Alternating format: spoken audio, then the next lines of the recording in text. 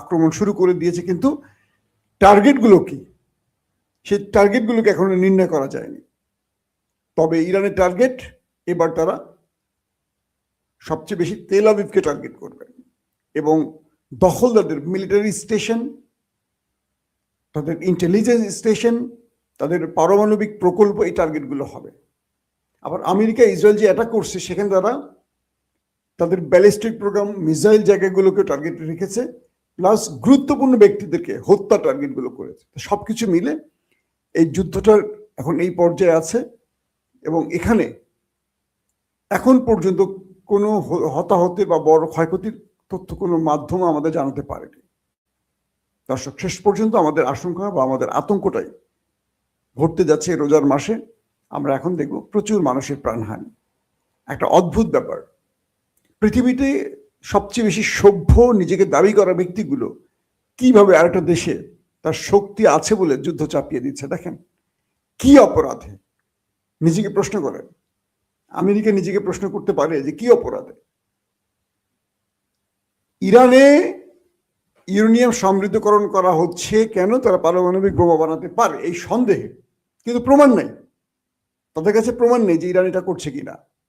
কিন্তু ইসরায়েল পারমাণবিক বোমা বানিয়ে ফেলছে, কিন্তু ইসরায়েল এখন আঘাত করা যাবে না। ইসরায়েল এখন এসে আক্রমণ করে, বাট আমি বানাইছি, তুই বানাবি কেন?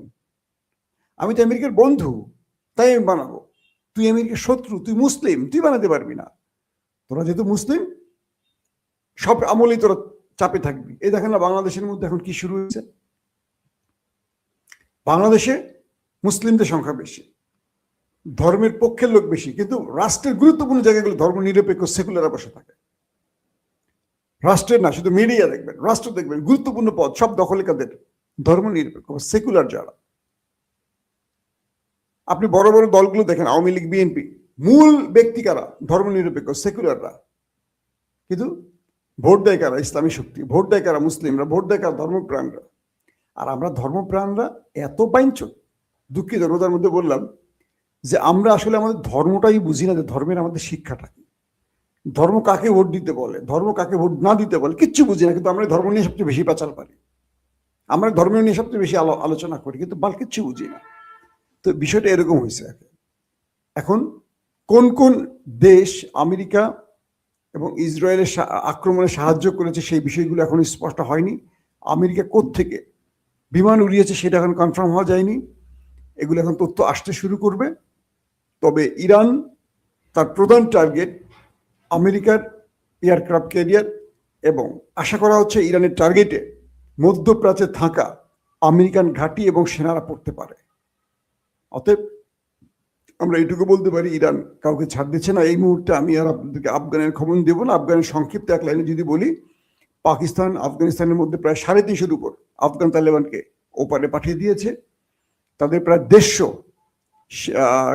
সীমান্ত চেকপোস্ট ধ্বংস করেছে। এর মধ্যে প্রায় 50টির অধিক তারা দখলে নিয়ে গেছে পাকিস্তান, এবং পাকিস্তানের পতাকা ওড়ানো হয়েছে। এবং তাদের কয়েকটি বিমান ঘাঁটি পাকিস্তানের দখলে চলে গেছে। পাকিস্তানের এয়ারফোর্স এবং তাদের ড্রোন এখনো তালেবান রাষ্ট্রের ভিতরে ঢুকে, আফগানের ভিতরে ঢুকে টার্গেটে তারা অ্যাটাক চালিয়ে যাচ্ছে। সংখ্যাটা ক্রমান্বয়ে বাড়ছে, হতাহত, আহত, এবং তাদের প্রায় 150-র অধিক ট্রুপ ক্যারিয়ার, এপিসি, ট্যাঙ্ক ধ্বংস করেছে পাকিস্তান। অর্থাৎ তালেবানরা ভারতের প্রেসক্রিপশনে, ভারতের মধ্যে পাড়া দিয়ে নিজেদের 12টা মোটামুটি পাকিস্তান হাতে বাজিয়ে ফেলেছে। এই হলো আজকের আপডেট। দর্শক, অপেক্ষা থাকুন, আমি চেষ্টা করব বড় ঘটনা আসলে প্রয়োজনে 1 ঘন্টা পর আবার আসবো। যদি বড় কোনো ঘটনা আমাদের হাতে আসে, আমাদের প্রতি মুহূর্তের লাইভ এখন চলবে আমাদের চ্যানেল থেকে, আপনাদের জানাবো। এখনকার মতো বিদায় নিচ্ছি। প্রত্যেকে ভালো থাকবেন। আল্লাহ হাফিজ। ওপেন দাইস মানে সত্যকে সত্য বলা, মিথ্যেকে মিথ্যে বলা। আমরা শোনা কথা নয়, চোখে যা দেখি তাই বলি।